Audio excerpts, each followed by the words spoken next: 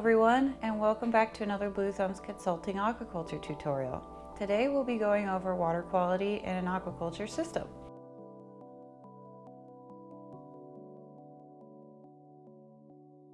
Maintaining good water quality is the backbone to any functioning system. Without good water quality, your system is doomed to fail. So we're going to go over different components of a recirculating system that can help remove waste from your water. Let's imagine you have a tank of fish. You want to cycle the water in your tank, so you add a pump for circulation.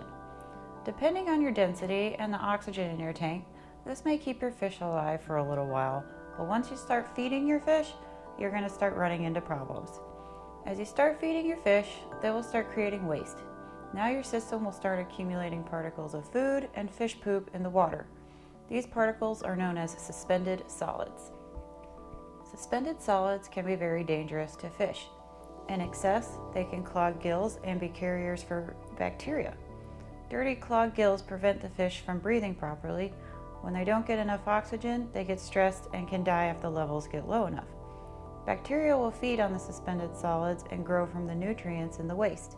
As the bacteria grows, so does their oxygen consumption. If the bacteria grow enough, they can compete with the fish for oxygen, causing the dissolved oxygen, or DO, to decrease and create another source for stress. As fish waste builds up in your tank, so will your ammonia levels. Ammonia is extremely toxic to fish. High enough ammonia in your system will ultimately cause your fish to die. This begs the question, how do we remove suspended solids and toxic ammonia from our system? Let's begin by removing our solids. Solids come in all different sizes, from full feed pellets down to microscopic bacteria. To completely clean the water, different levels of filtration are needed for different size waste particles in your system. To remove solids passively, you could use settling ponds to remove your solids using gravity, or with a radial flow separator, also known as a swirl filter. These use only hydrodynamics and gravity to operate, and can be very effective at separating out large particles before using finer filtration down the line. Sand filters can be used to trap various sized waste particles and allow for much finer filtration compared to a swirl filter. Sand filters are a form of mechanical filtration, but as the sand bed grows bacteria from the nutrients in the water, it can eventually behave as a biofilter as well. Sand filters can be low tech, they require little maintenance, and are quite common in recirculating systems. Drum filters are another common method for removing large solids. Drum filters are a large cylindrical filter surrounded by a fine mesh cloth, typically between 40 and 90 microns. Water flows into the cylinder and through the screen until the screen begins to clog with waste and the water level inside the drum rises. Once the water level in the drum is high enough, a float switch will cause the drum to spin, and a pressurized spray bar will spray the waste off of the screen into a tray to collect it. Once the waste has been sprayed off of the mesh cloth, then the water flow is restored. This restarts the clog and rinse cycle. Drum filters are effective but require a bit more maintenance than a sand filter. In a saltwater system, a protein skimmer, also known as a foam fractionator, can help remove small particles from your system. Protein skimmers work by forcing air in the water to create fine bubbles, which uses surface tension and ions in the water to collect the fine particles. Just like the foam you see at the beach from water mixing with air, a protein skimmer effectively does the same thing. The ions in the saltwater bind to the proteins. The air causes it to foam, and the waste from the foam is collected and drained out of the system. Protein skimmers require frequent cleaning and are most effective in saltwater systems.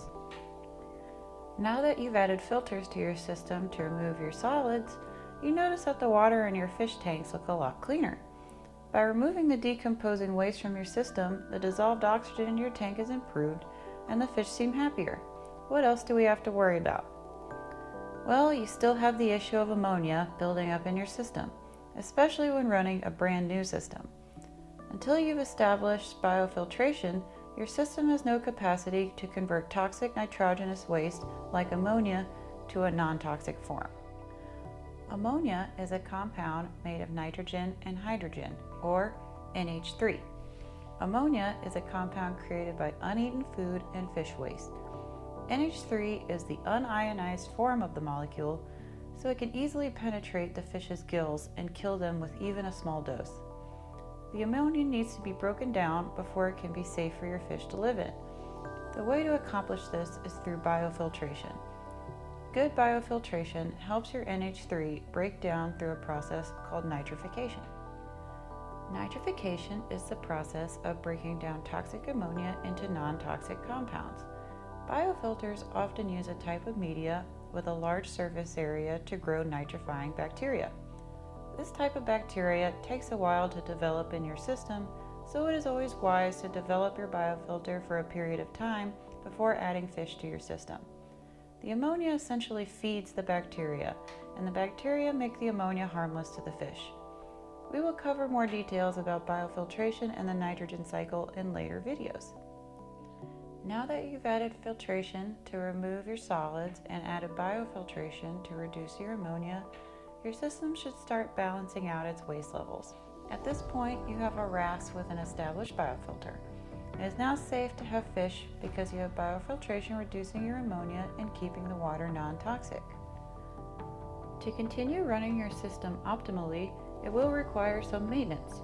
Regular system maintenance should include removing any mortalities immediately, scrubbing your tanks to avoid algae and bacterial buildup, backwashing your filters to maintain good water flow, flushing your water lines to avoid dead zones, cleaning your biofilters when necessary, and yes, you can clean too much, maintaining screens on drum filters, and cleaning protein skimmers.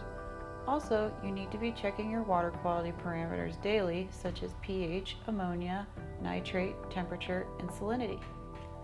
Thank you for joining us for another aquaculture tutorial.